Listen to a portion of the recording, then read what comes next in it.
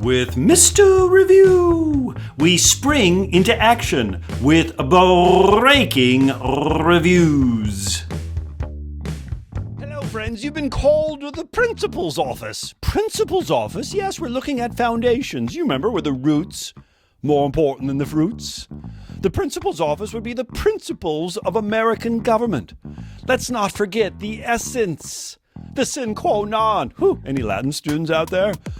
The very basics of our government start with the separation of powers. 3 branches. Let's see if we can remember them.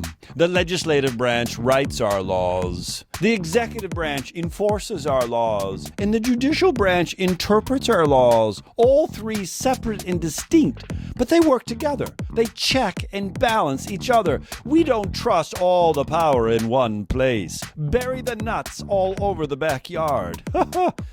You don't want one big nut making all the decisions, do you? Separation of powers. And of course, checks and balances go with that. If the president does something, the Supreme Court can rule it unconstitutional. If the Congress writes a law that is shaky, the president may choose to enforce it differently or worse, veto it. And the Supreme Court, with its judicial review, can decide all of it's unconstitutional. Unless, of course, the Congress proposes an amendment and the states ratify it and the Constitution is the Constitution. Oh, you know how it is. Checks and balances. And of course, the Founding Fathers envisioned this. Let's go back to one of those important documents like Federalist 51. You remember the Federalist Papers, those essays written to advocate for the ratification of the new U.S. Constitution? Federalist 51 talks a lot about the importance of checks and balances. I get a little bit nervous anytime one member of our government, maybe our president, says, "We're going to do this." Well, I'd like to see the Congress involved too, or maybe a statement from the Supreme Court in an official case. Because that, my friend, is a basic principle of our government. There is kind of a oops, though, when we have so many checks and balances and so much separation of powers. That means we have a lot of access points. What that means is you and I have a lot of different places to access decision-making, policy-making.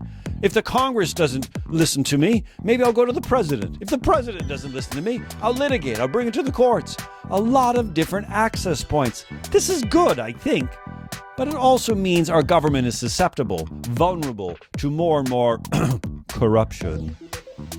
If I can't corrupt the Congress, well, then maybe I can corrupt the president. And if I can't corrupt the president, maybe I can somehow corrupt the courts. There's always a two-edged sword, isn't there? Remember, we do have impeachment.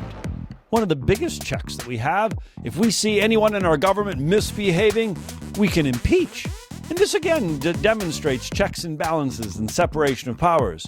Because, remember, the House accuses the person of wrongdoing. That's impeachment. But then the Senate holds a trial to remove that person. You can't just say, "Hey, I don't like you." No, you can say, "Hey, I don't like you." But then somebody else has to look at the evidence and say, "You're right. There are reasons for us to not like you." Toodaloo. Oh, our founding fathers. I think they thought of so much, didn't they? But maybe you're thinking of something else right now, and I would say with popular sovereignty, let's think more. How can we make our government better? One of the great principles of our government, popular sovereignty. In the end, you and I are in charge.